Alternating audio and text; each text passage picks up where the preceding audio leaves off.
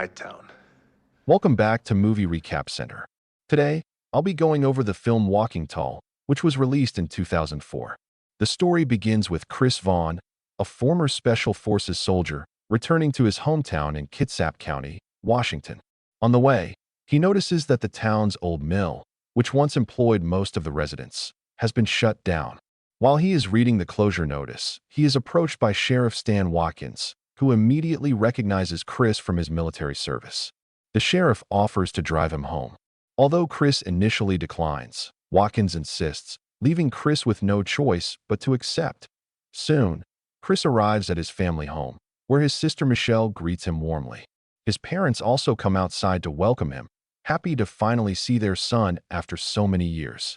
Even his young nephew Pete has grown up a lot since Chris last saw him.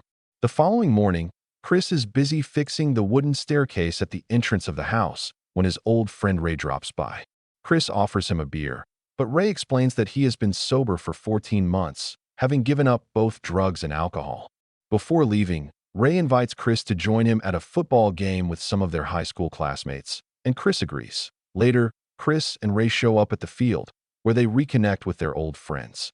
Their opposing team is led by Jay Hamilton, another former classmate who comes from one of the wealthiest families in the county. Hamilton is now the owner of the town's largest casino. Several of Hamilton's teammates, including his casino bouncers, arrive and the rough game begins. Hamilton's team plays aggressively, deliberately injuring opponents. During the game, Chris notices Pete hanging out with a group of boys smoking marijuana. Things take a turn when Hamilton's right-hand man, Booth, deliberately slams into Chris, damaging his knee. Chris chooses not to retaliate, and the game ends. Before leaving, Hamilton invites Chris and his friends to visit his casino. That evening, Chris warns Pete to stay away from his drug-using companions, but Pete brushes him off and rides away on his mini bike. Later, Chris, Ray, and a few others visit Hamilton's casino. Inside, they are surprised by the flashy atmosphere, filled with glamorous women entertaining customers. Hamilton greets Chris personally and instructs his men to treat him like a VIP. Chris is then escorted to a private booth where a stripper begins performing for him. To his shock, he realizes the dancer is Denny, his former high school sweetheart. Embarrassed, she quickly ends her act, and Chris feels disheartened to see what she has become.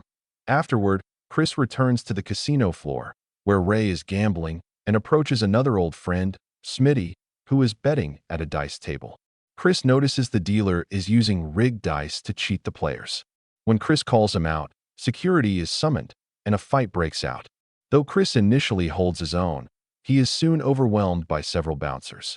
They taser him and drag him into the basement. Booth then steals Chris's military locket and tortures him by cutting into his body with a blade. After leaving him battered, they dump him on the roadside, assuming he will die.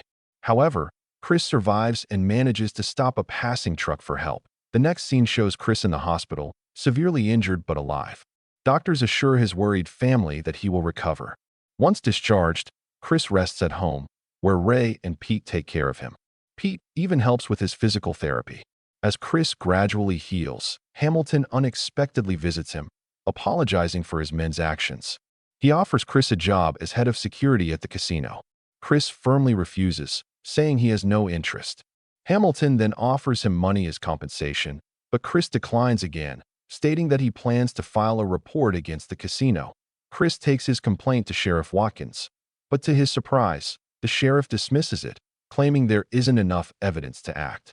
Watkins explains that since the mill closed, the casino has become the town's main source of income, so shutting it down isn't an option. Frustrated, Chris leaves, vowing to expose the casino's crimes himself. The next day, after meeting briefly with Denny, Chris is horrified to learn that Pete has overdosed on crystal meth.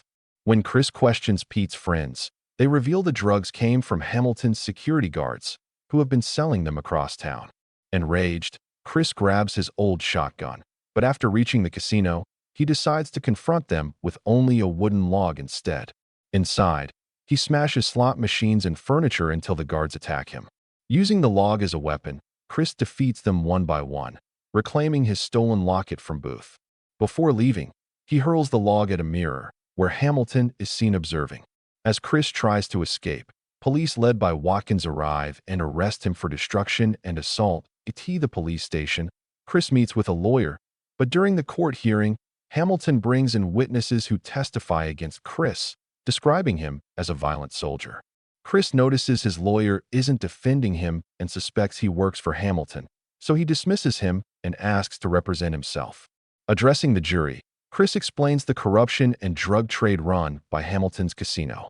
He shows the scars from his torture and announces his candidacy for sheriff, promising to clean up the town. Moved by his testimony, the jury finds him not guilty. Time jumps forward, and Chris has been elected sheriff.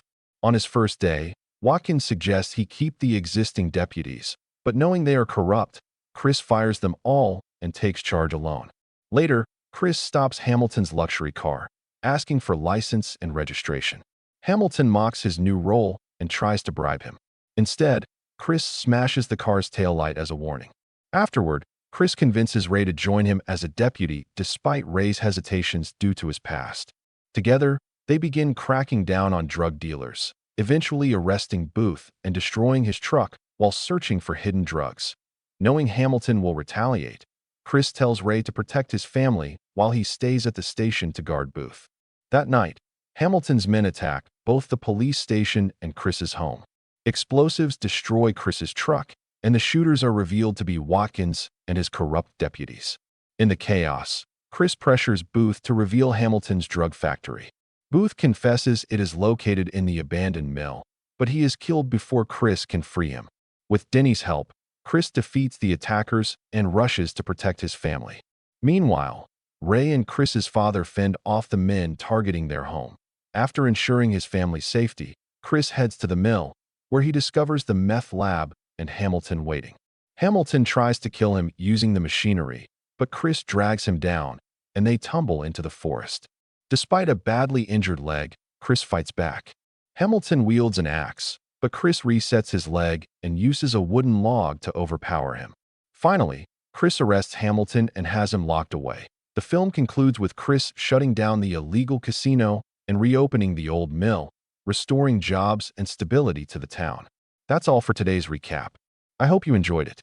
Don't forget to subscribe for more summaries. Hit the like button to support us, and leave a comment if you'd like us to cover your favorite movie next time. Until then, take care.